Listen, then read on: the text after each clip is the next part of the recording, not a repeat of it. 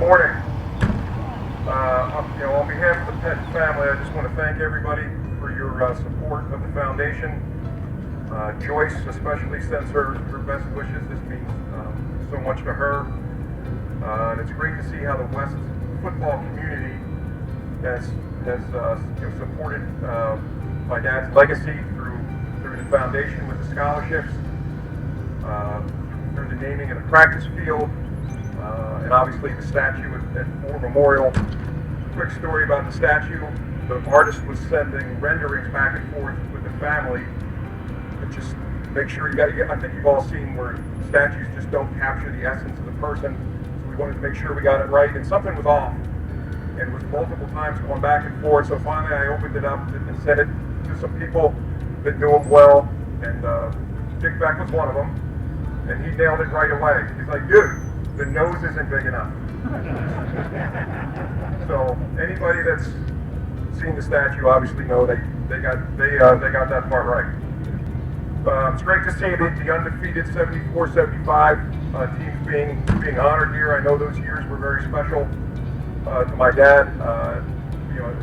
And it's evidenced by, I think, a lot of the guys that he maintained a relationship with throughout those years. I showed my mom the list. Mike Starter sent me the list of who was playing today, and she recognized so many of the names. But the one she mentioned for sure was Frank Case, saying that, yeah, I remember that one. He's the one that drove Mike the craziest. Over my 20-plus years in the NFL, I've been very fortunate to have worked with a lot of great coaches. But the vast majority of my football foundation was learned pretty much unknowingly at the dinner table growing up.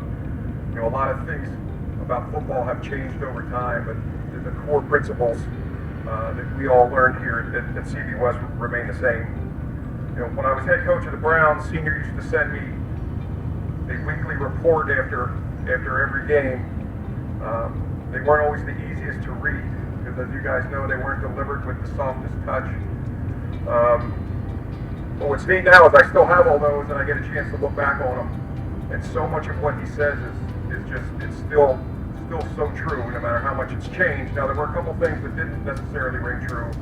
He wanted me to have NFL players do belly floppers and do cake drill, which I knew wouldn't have gone over too big. But as we all know, Senior was very passionate about golf, so let's make sure we honor him today by one of his, not violating one of his pet peeves, which is leaving a putt short in a scramble, which he used to rant about, and then that usually preceded him leaving one short. So as we all know, he was a lot of do as I say, not as I do. We can also follow one of his swing tips that he used to hit me with a lot. He would tell me that I was standing too close to the ball after I hit it. So let's make sure we're hitting it straight and counting all those strokes. Thank you.